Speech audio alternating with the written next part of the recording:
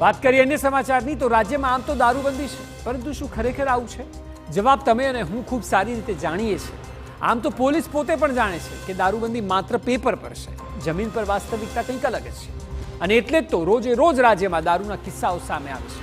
છેલ્લા 24 કલાકમાં જે પ્રકારે દારૂબંધીના લીરે લીરા ઉડાડતા કિસ્સાઓ સામે આવ્યા તે ખરેખર શર્મનાક છે.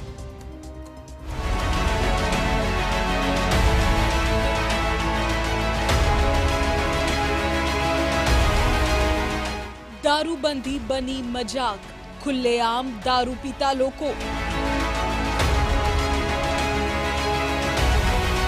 છે કોઈનો ખૌફ?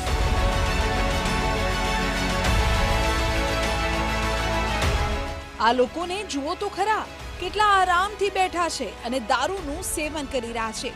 ટોળે ટોળા વળીને ઇમારતની અંદર પંખા ચાલુ છે અને આરામથી કોઈ પણ પ્રકારના ડર કે ખૌફ વગર બેઠા છે. આ વિડિયો તમે જે જોઈ રહ્યા છો તે રાજકોટના માલવ્યાનગર વિસ્તારનો હોવાનો દાવો કરવામાં આવી રહ્યો છે.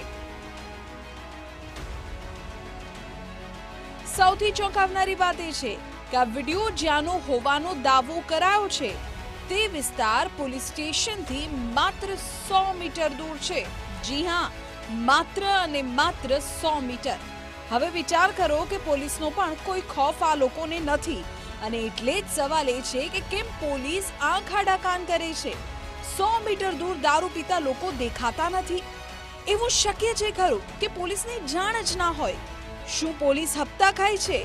આ સવાલો થવા જરૂરી છે. જો કે રાજ્યમાં અલગ અલગ વિસ્તારોમાંથી દારૂ મળવાનો સિલસિલો સતત યથાવત છે. હવે આ તરફ દાહોદના દ્રશ્યોને જુઓ. અહીં હોળી નજીક આવતાની સાથે જ બુટલેગર સક્રિય થયા છે. અમદાવાદ ઇન્દોર હાઈવે પર મુવાલિયા ગામથી હજારો નહીં લાખો રૂપિયાનો દારૂ જપ્ત કરવામાં આવ્યો છે. અહીં બુટલેગરોએ નવી જ મોડેસ ઓપરેન્ડી અજમાવી. અહીં ઓક્સિજન લિક્વિડ ટેન્કરમાં 764 દારૂની પેટીઓ છુપાવવામાં આવી હતી. પોલીસે બાતમી મળતા રેડ કરી અને 62 લાખના રૂપિયાના દારૂ સાથે 2ની ધરપકડ કરી લેવામાં આવી. આ તરફ મોરબીના માળિયા મિયાણામાં બુટલેગર્સનો એટલો ત્રાસ કે તેઓએ તો પોલીસ પર જ હુમલો કરી દીધો. ખીરાઈ ગામે દારૂની રેડ કરવા ગયેલી પોલીસની ટીમ પર હુમલો કરવામાં આવ્યો. અહીં મહિલા પુરુષો સહિત 20 જેટલા લોકોએ પોલીસ પર હુમલો કર્યો અને પોલીસને આત્મરક્ષણ માટે લાઠીચાર્જ કરવાની ફરજ પડી. જ્યારે કે હુમલાની આ ઘટનામાં 5 પોલીસ કર્મીઓ ઇજાગ્રસ્ત થયા છે. પોલીસે બુટલેગર ઇકબાલ ઉર્ફે ઇકો સહિત 9થી વધુની ધરપકડ કરી છે. આરોપીને નહીં પકડવા લઈ જવા માટે રકઝક થઈ અને એમાં 3 આરોપીઓ, જેમાં ઇકબાલ ઉર્ફે હાજી મોર, એના પિતા હાજી ઉસ્માનભાઈ મોર તથા એનો ભાણેજ યુસુફ અલા રકા, ત્રણેય મળીને પોલીસ પર હુમલો કરવાની ટ્રાય કરી.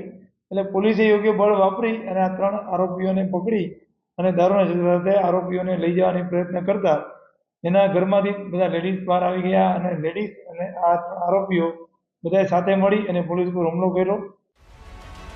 પોલીસે ઝડપાયેલા તમામ સામે કડક કાર્યવાહી હાથ ધરી છે. 307 સહિતની કલમો લગાવીને પોલીસે કડક હાથે કામ લીધું છે.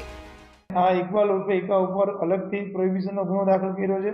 જ્યારે હુમલો કરવા સબબ તમામ આરોપીઓ વિરુદ્ધ 307 અને રાયોટિંગ સહિતની કલમો સાથે ગુનો દાખલ કરવામાં આવ્યો છે. જેમાં આ આરોપીઓ છે એ ગુનાહિત ઇતિહાસ ધરાવે છે. એમાં ઇકો ઉર્ફે ઇકબાલ છે એમાં 307 સહિતના ઘણા ગુનાઓ દાખલ થયેલા છે અને પ્રોહિબિશનના પણ ઘણા ગુનાઓ દાખલ થયેલા છે. એમ આ બધા આરોપીઓ છે એ પોતે ગુના કરવાના ટેવવાળા છે. ભાગતા ભાગતા એ લોકોએ નાસભાગ દરમિયાન પથ્થરમારો પણ કરેલો છે, જેના કારણે ગાડીના કાચ પણ ફૂટી ગયા છે અને નાની મોટી ઈજાઓ પણ તમામને થઈ છે. એટલે આ આરોપીઓ છે એની વિરુદ્ધ અલગ અલગ 2 ગુના દાખલ કરવામાં આવ્યો છે. એક પ્રોહિબિશન અંગેનો ગુનો અને એક પોલીસની ઉપર જાનલેવા હુમલો કર્યો છે હથિયાર ધારણ કરીને, તે અંગેનો એક ગુનો દાખલ કરવામાં આવ્યો છે. હમણાં બુટલેગર્સ અને દારૂ સંબંધિત કિસ્સાઓ પુષ્કળ રીતે વધી રહ્યા છે. 3જી માર્ચે રાજકોટમાં બુટલેગરની કારમાંથી 375 દારૂની બોટલ મળી. 3જી માર્ચે જ સુરતમાં ઓક્સિજન સિલિન્ડરની આડમાં દારૂની હેરાફેરીનો મામલો સામે આવ્યો.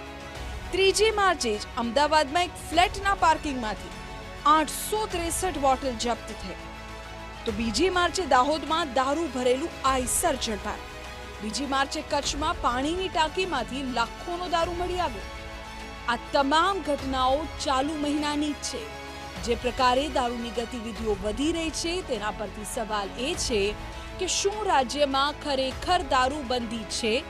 વાયદા અને વાસ્તવિકતામાં આટલો ફરક કેમ? કેમ ખુલ્લેઆમ દારૂ વેચાય છે? શું પોલીસ હપ્તા વસૂલે છે?